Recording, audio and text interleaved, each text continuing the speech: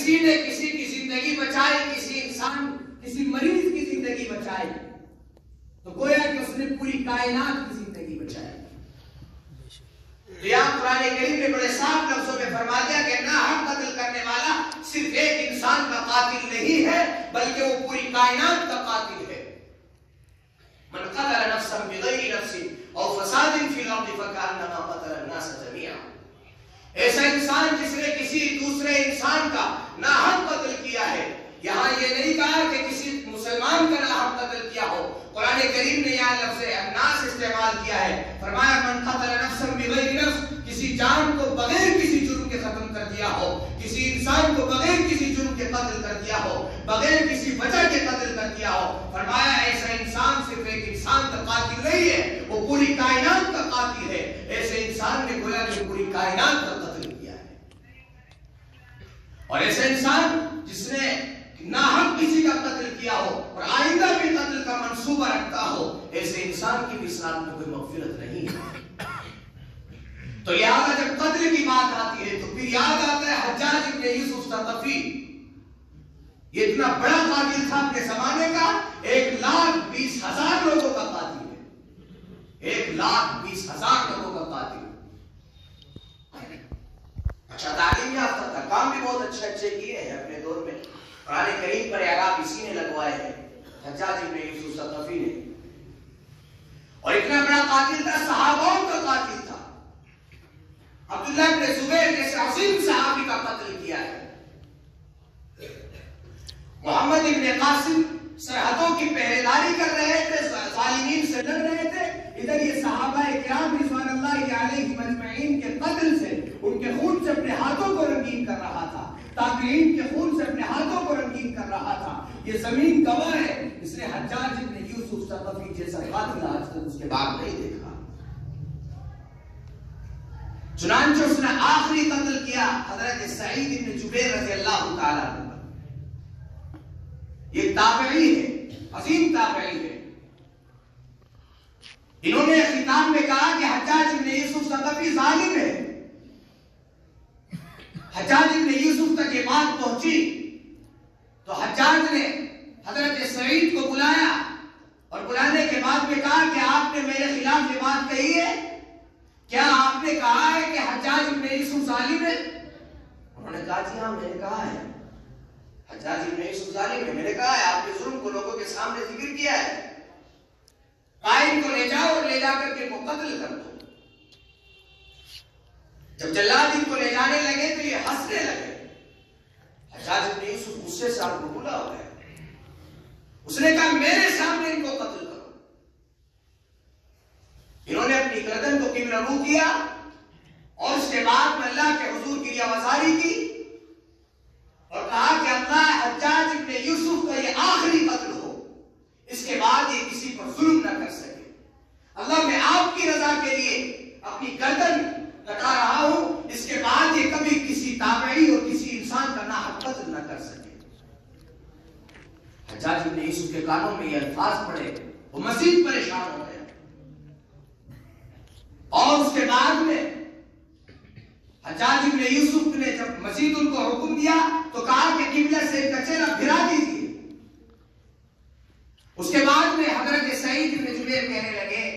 وَلِلَّهِ الْمَشْرِقُ وَالْمَغْرِبُ، مشرق بھی اللہ کے لیے ہے، مغرب بھی اللہ کے لیے ہے۔ حجاج تو دنیا پر ظلم کر رہا ہے، یہ ظلم تیرا آخری ظلم ہوگا، یہ قتل تیرا آخری قتل ہوگا۔ وہ یہ الفاظ کہہ رہے تھے، انہی الفاظوں کے ساتھ ان کا سر ان کے تن سے جدا کر دیا گیا۔ چنانچہ اس کے بعد میں حجاج پریشان ہو گئے، ذہنی مریض بن گیا، ذہنی طور پر پریشان رہنے لگا، اسے راتوں میں نیند نہیں آتی تھی، اور اگر نیند آتی تھی تو اس کے خواب میں آتے تھے حضرت سعید ابن جبیر اور اس کے گریبان پکڑتے تھے اور جھنجھوڑتے تھے کہ او ظالم، میں نے تیرا کیا بگاڑا تھا، کس بنا پر تو نے میرا قتل کیا ہے، کیا وجہ تھی جو تو نے میرا قتل کیا ہے، میرے خلاف تیرے پاس کیا ثبوت تھے؟ یہ عظیم تھا میری چیز کو جھنجھوڑ رہے خواب میں، یہ پریشان، اسی پریشانی کے عالم میں وہ کہتا ہے کیا ہو گیا سعید کو اور کیا ہو گیا حجاج کو کہ اس نے ناحق قتل کیے ہیں،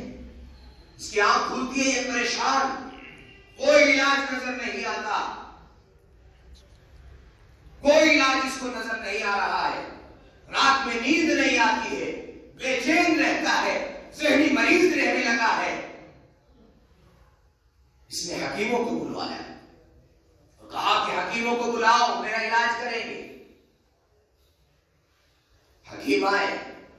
اور آنے کے بعد میں حکیم صاحب نے گوشت کا ٹکڑا ایک دھاگے میں باندھ کر ان کے حلق سے اتار دیا، اور جب اس دھاگے کو کھینچا گیا تو اس گوشت کے ٹکڑے پر عجیب قسم کے کیڑے لپٹے ہوئے تھے، اور اس میں اتنی بدبو تھی کہ 1 مربع میل تک وہ بدبو پھیل چکی تھی۔ حجاج بھی پریشان، محل میں لوگ وہ بھی پریشان، حکیم بھی پریشان، سب پریشان ہو گئے کہ یہ کیا عالم ہے، کیا ماجرا ہے، اور یہ اتنی عظیم بدبو پھیل رہی ہے، محل خالی ہو گیا، لوگ توڑ گئے محل سے بدبو کی وجہ سے، اس کے وزیر توڑ گئے اس کے پاس سے، حکیم صاحب توڑنے لگے۔ حجاج بن یوسف نے ہاتھ پکڑ لیا، جناب میرا علاج کیجئے، میری طبیعت ناساز ہے، میں پریشان ہوں پیٹ کی طرف سے، آپ میرا علاج کیجئے۔ حکیم صاحب نے ہاتھ چھڑاتے ہوئے کہا، حجاج تو نے لوگوں پر ناحق ظلم کیا ہے، اور یہ مرض دنیاوی مرض رہی ہے، اللہ کی طرف سے تجھ پر یہ آفت ڈالی گئی ہے، یہ اللہ کا عذاب ہے تجھ پر، تو نے صحابوں کا قتل کیا ہے، تو نے تابعین کرام کا قتل کیا ہے، تو نے ناحق لوگوں کا قتل کیا ہے، تو نے اہل اللہ کا قتل کیا ہے، تو نے علماء کرام کا قتل کیا ہے، تو نے حفاظ کرام کا قتل کیا ہے، تو نے اپنی انانیت کی وجہ سے، اپنے حسد کی وجہ سے، اپنے بغض کی وجہ سے، اپنی حکمرانی کے لیے، اپنی کرسی کے لیے، اپنے تخت کے لیے تو نے لوگوں کا ناحق قتل کیا ہے، لہذا یہ اللہ کی طرف سے تجھ پر ظلم ہے، اللہ کی طرف سے تجھ پر یہ اللہ کی طرف سے عذاب تجھ پر ڈالا گیا ہے۔ حجاج بن یوسف پریشان ہو گیا۔ حضرت سعید بن جبیر رضی اللہ رحمۃ اللہ علیہ کے شہادت کے 40 دن کے بعد اس کا پیٹ پھولتا پھولتا پھٹ گیا اور یہ وہیں مر گیا، اس طرح اس کی موت واقع۔ چنانچہ لکھا ہے اس کے تعلق سے بھی کتابوں میں، حضرت میر ذوالفقار احمد نقشبندی دامت برکاتہ العالیہ نے لکھا ہے کہ ایک آدمی حضرت حسن بصری رحمت اللہ علیہ کے پاس آیا، یہ جب مرنے لگا تھا اس وقت میں بھی اس نے حسن بصری رحمت اللہ علیہ کو اپنے پاس بلایا اور حسن بصری رحمت اللہ علیہ سے کہا کہ حضرت آپ میرے لیے دعا کر دیجئے، آخری سہارا دعا بچا ہے، قرآن حدیث میں آتا ہے دعا سلاح المومن، دعا آخری ہتھیار ہے، آپ میرے لیے دعا فرما دیجئے۔ حسن بصری رحمت اللہ علیہ نے کہا، اور ظالم میں نے تجھے منع کیا تھا سعید بن جبیر کا قتل نہ کرنا، میں نے تجھے منع کیا تھا عبداللہ بن زبیر کا قتل نہ کرنا، میں نے تجھے منع کیا تھا صحابہ کے خلاف اپنی شمشیر کو بلند نہ کرنا، میں نے تجھے منع کیا تھا اپنی تیر کے نشان حضرات صحابہ کرام کی طرف نہ کرنا، اپنے تیر کے نشانات حضرات تابعین کرام کی طرف نہ کرنا، تو نے ظلم کیا، جبر کیا، صحابہ کرام کا قتل کیا، تابعین کرام کا قتل کیا، اور یہ اس کی سزا تجھے مل رہی ہے۔ حضرت حسن بصری رحمت اللہ علیہ بھی وہاں سے چلے گئے۔ اس کے بعد یہ مزید پریشان ہوا، اس کے بعد میں ایک صاحب حضرت حسن بصری رحمت اللہ علیہ کے پاس گئے اور جانے کے بعد میں کہا کہ حضرت حجاج بن یوسف کے پاس اس وقت میں موجود تھا جس وقت میں اس کی موت واقع ہوئی، اور اس وقت میں اس کی زبان پر یہ کلمات تھے، اللہم اغفر لی فإن الناس یقولون لا تغفر لی، اللہ آپ مجھے معاف فرما دیجئے، اللہ آپ مجھے معاف فرما دیجئے، اس لیے کہ سب لوگ کہہ رہے ہیں کہ تو مجھے معاف نہیں کرے گا۔ اس نا امیدی کے ساتھ وہ اللہ کے سامنے رویا، گڑگڑایا اور کہا کہ لوگوں میری تدفین رات میں کرنا، مجھے رات میں قبر میں دفنانا، اور سنو جب میری تدفین ہو چکے تو اس کے بعد میں میری قبر کے نشانات باقی نہ رکھنا، نشانات مٹا دینا، لوگوں کو معلوم نہیں ہونا چاہیے کہ حجاج بن یوسف کہاں دفن ہے، ورنہ یہ لوگ مجھے چھوڑیں گے نہیں۔